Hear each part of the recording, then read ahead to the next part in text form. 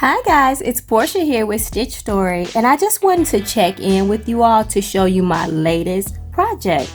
These little dolls are so adorable and they celebrate our frontliners, so I had to make a couple. Now I do know like quite a few frontliners, so I may make a few more just to send to them and let them know that I'm thinking of them. But right now I want to show you all the actual pattern. So I was on Ravelry the other day and I came across this pattern, and it is called Nursemates, and it is by Esther, and forgive me if I pronounce her last name wrong, Braithwaite. I'm so sorry, I'm so bad at names. But I appreciate Esther actually sharing this pattern with us.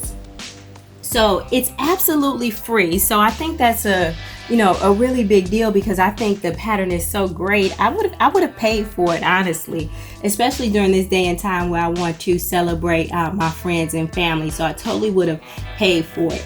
So again, Esther has named this Nursemates. She has given us instructions to knit this flat or to knit it in the round on double pointed needles.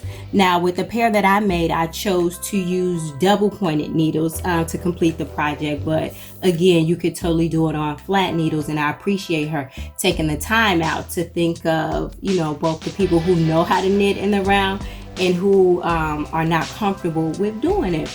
So as you'll see, I did make mine a little bit different than what Esther has here, because the pattern is customizable. Depending on who you're giving it to, you may want it to look more like them. So I did something a little bit different with the hair.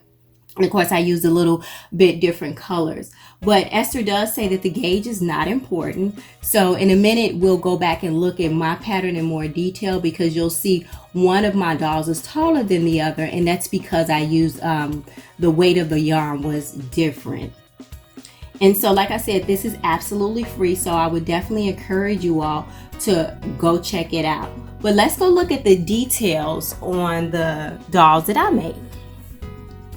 So like I say, one thing that's different from Esther's pattern is what I did with the hair.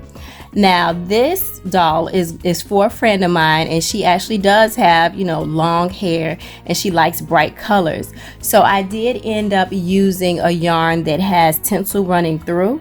So if you have watched my channel before and seen a couple of my other videos, you know that I love the bling.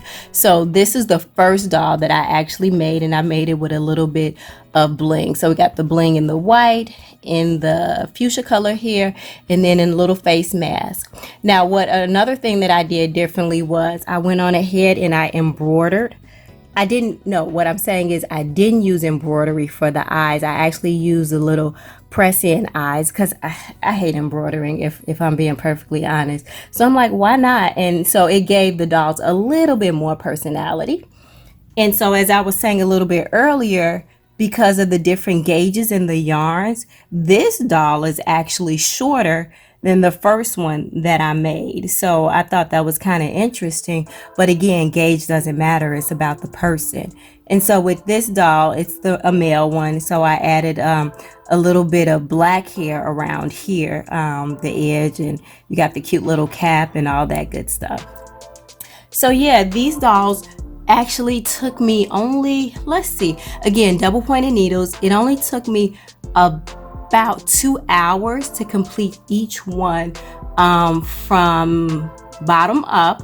That's the way Esther wrote the pattern. So you make it from bottom up, even with the color changes, all that good stuff. And then I was able to finish it. Finishings actually took me about a half an hour. So you end up sewing a seam here and a seam here, and all that good stuff. So let me know if you got any questions, concerns, emotional outbursts. I will absolutely reply. And don't forget to subscribe to Portia's Stitch Story. Until next time, peace.